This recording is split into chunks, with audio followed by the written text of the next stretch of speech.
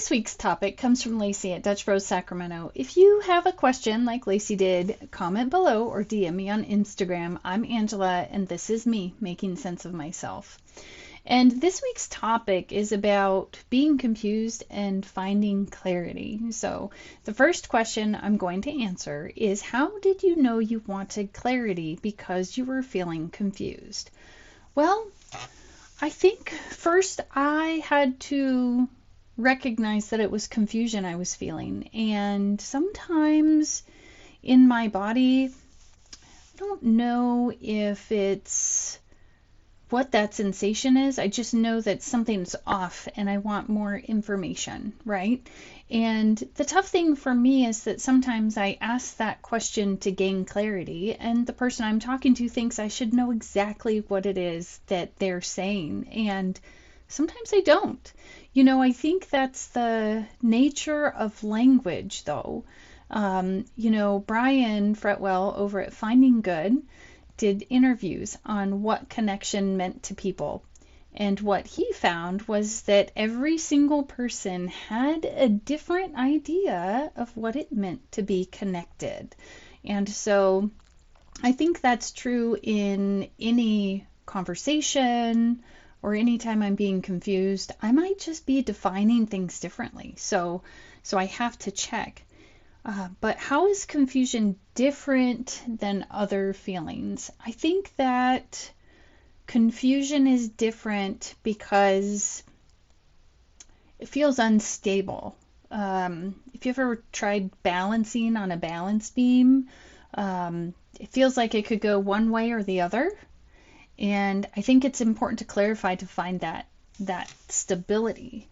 And I think the feeling is important because it tells me I might be missing something that someone else is trying to pass on to me, right? Like even in school, we pass on information. So if someone is talking to me and they're genuinely interested, I believe that there are no stupid questions. But I also come from the experience of knowing that there are no stupid questions. So if somebody asks me a question, to me that says, hey, they're listening and they want to make sure that they understand what I'm trying to say. And to me, that's really important. So how, let's see, when I felt confused, what did I do to find some clarity? I think I talked a little bit about that already, is asking questions. But I also think there are times when we're confused when, big life events are happening and it's not really clear what the answer might be. And for me, I'm remembering a time when I think I was in an argument with someone, and something was going on, but I had to go figure out what my problem even was. I don't think I knew what the problem was for me, but I knew I was frustrated. And I want to say it took me at least 24 hours, maybe even a little bit longer at that point in time, to know what it was I wanted. Because if I went into a conversation not knowing what I wanted, it would just confuse everything. But also sometimes I need to know exactly what my no is about so that I can say yes. Like, what happens, sometimes I'll meditate and I'll ponder, well, how do I feel if I make this decision? And I might find that that's a no, like a definite no. And this over here is a yes, and it's a harder decision. It's a harder path, and that is not always fun. Does it help me get clarity? Yeah. Does it make it any easier to take the next steps? I don't think so. So what compels me to look for clarity? Well, for me, I think it's because I want, I don't know, maybe there's this incessant need to feel like I'm on the right path, to know I'm doing the thing that I need to do for me. And if I don't know, violate it is the best word. I'm not sure. But if I go against what I know to be true. That actually leads me to also not trusting myself. And I think it's really important to trust myself because if I can't trust me, then I can't trust other people. So maybe trust is part of the one of the ingredients to finding clarity, to knowing, or maybe I've just got to be willing to trust myself that even if it's the clarity is on something that, like I said earlier, maybe I don't want to follow through on because it's going to be painful or hard, then that's okay. I'd rather follow through on something that's hard than not trust myself because it makes a lot of things harder. Um, so what does that say about me? I think it says that I want to do what's right.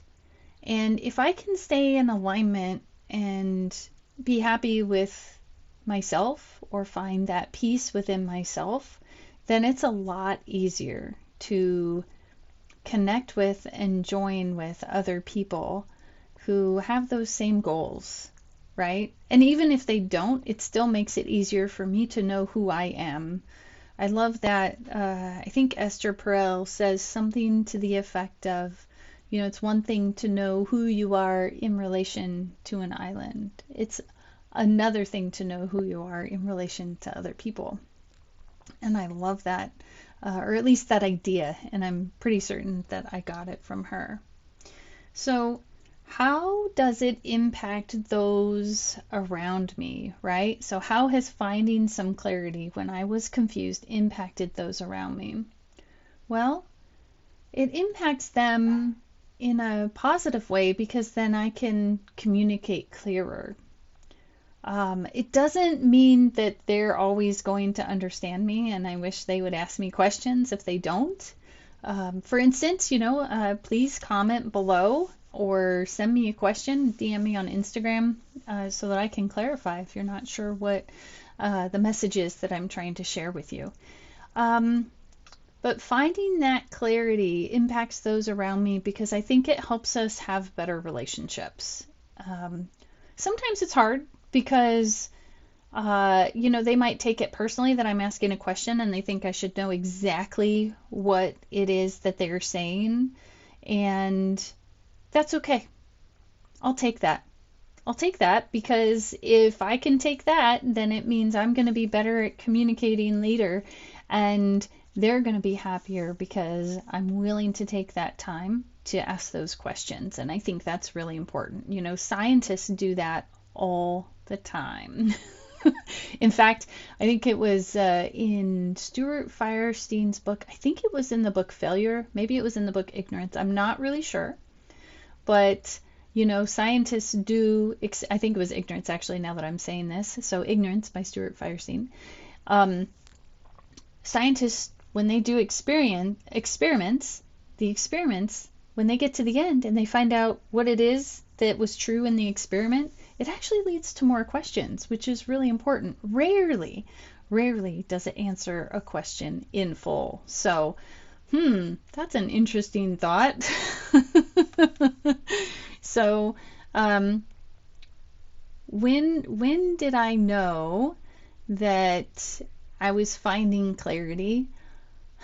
I think there's just this knowing inside of me, like, oh, that's what you mean. Or even in situations when something happens and I go, oh, almost like that sensation where it's like, I think I should have known, but really, should I have known? I couldn't have known because I didn't know. But when it finally dawns on me and feels solid, I love that. And then what signs do I notice that tell me that I'm finding that clarity? I think that I can see better by, let's see, the signs that I can see better, that I'm finding clarity. Well, I'm going to say that, but that's when I'm there. So how do I know? Maybe it's because I'm a little uncomfortable. in figuring it out. Like that tells me I'm on the right path to figuring something out. I may not know what it is at that time, or I might think I have a question, but I never really thought about that until right now. I think maybe one of those signs is going to be that discomfort of the unknown, which we talked about a few weeks ago. So, yeah, that's interesting. Well, if you have a topic or a question you want me to discuss, please DM me on Instagram or comment below. I'm Angela, and this is me making sense of myself.